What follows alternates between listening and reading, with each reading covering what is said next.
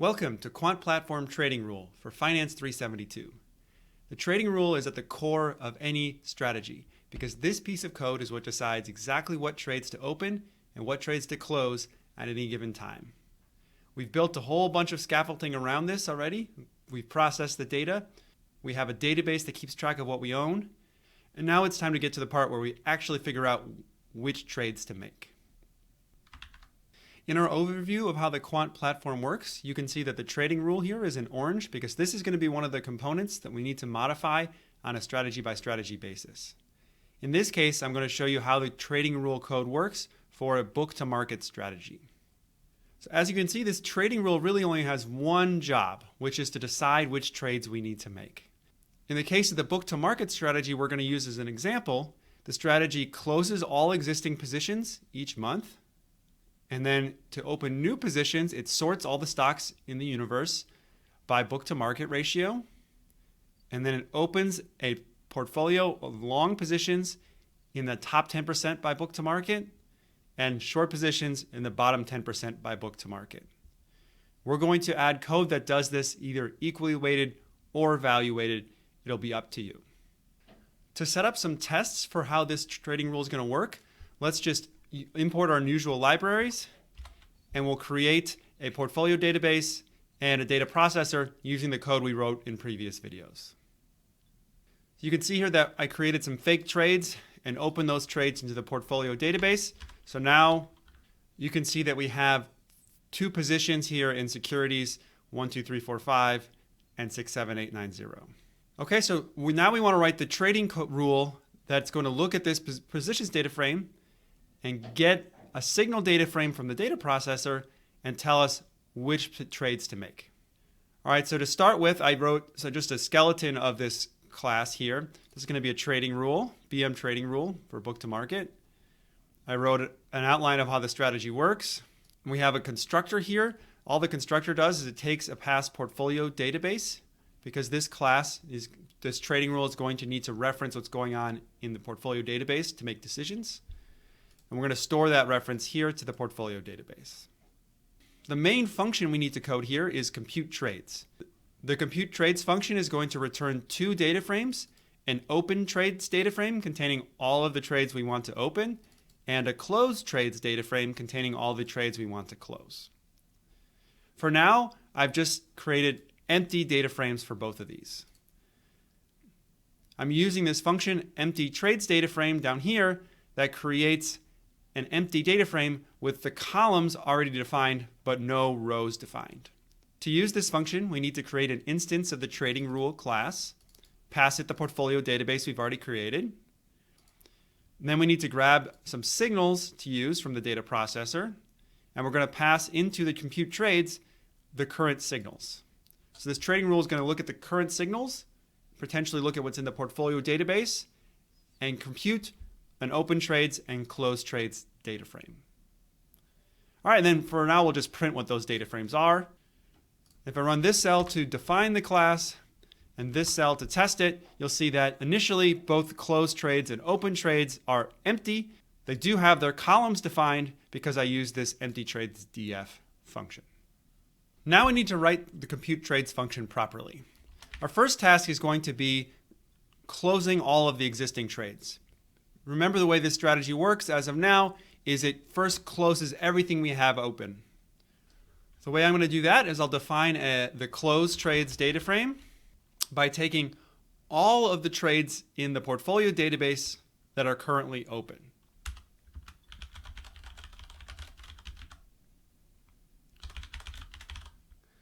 To do that, I grab the trades data frame from the portfolio database.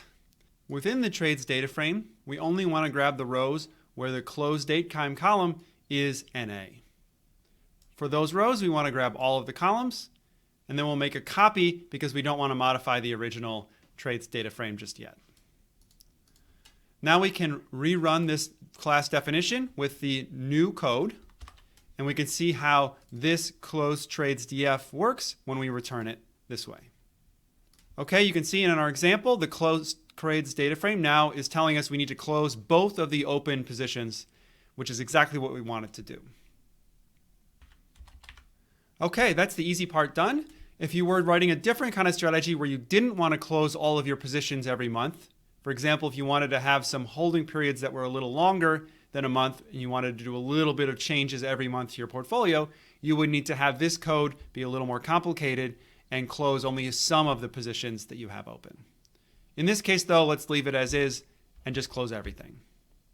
Now we need to update this open trades data frame to be not just empty, but all of the top and bottom 10% by book to market, so we can implement the book to market strategy as we want. So we can implement the book to market ratio strategy. Okay, the first thing we're going to want to check here is that we don't want to do this book to market strategy if there's only 5 or 10 stocks available in the past signal data frame. Okay, if you're only giving me 5 or 10 stocks, I'm not going to want to do this top and bottom 10% thing, because that'll be a portfolio with 1 stock or 2 stocks or half a stock. All right, so let's do a check here where if the length of the signal data frame is less than some minimum that we choose, then we'll just return the empty trades data frame. We will continue to close trades like we were before, but by returning the empty trades data frame here, then we're not going to open new positions now. So we're not going to start a new month of this trading strategy if we just don't have enough stocks. Okay, then up here we can define this minimum number of stocks available to be, let's say, 100, which means we don't want to try this top and bottom 10% strategy if we don't have 100 stocks to give us at least 10 in both the long side and the short side. Okay, because we didn't return here, now we know we have enough stocks to do this. So let's actually compute the book to market ratio and sort the stocks that way. Computing the book to market ratio is pretty easy. We create a new column that's BM, which is defined as the shareholders' equity divided by shares outstanding times price. All right, and just to make things easier, I'm going to save the name of the column we're using for our signal. And all of the code after this is going to refer to the signal column which we use to sort the stocks as signal call name instead of book to market. This is going to make it easier if you want to modify this code for a different decile trading strategy. So if you're going to sort stocks into deciles by Z or Y or earnings to price ratio or whatever, you should just need to change these 2 things and everything else should go forward from there. Okay, so I'll make a note of that here in the code, and then we'll proceed to finding the top and bottom 10% by the signal column. Okay, to find the top 10% by the signal column, what we're going to do is we're going to take the signal data frame and we're going to locate rows where the signal column is bigger than the signal column's quantile 0.9. So this quantile of 0.9 says give me the 90th percentile of this signal column. So this will be a single number cutoff right here. And then we're going to grab all of the observations that have signals above the 90 percentile of that signal. Okay, so this should deliver about 10% of the rows as observations. Let's copy that again so we can modify it, and we'll have a buys data frame now. And now we'll do the same thing, but we'll grab the bottom 10% of rows by signal column, and that will be our sells data frame.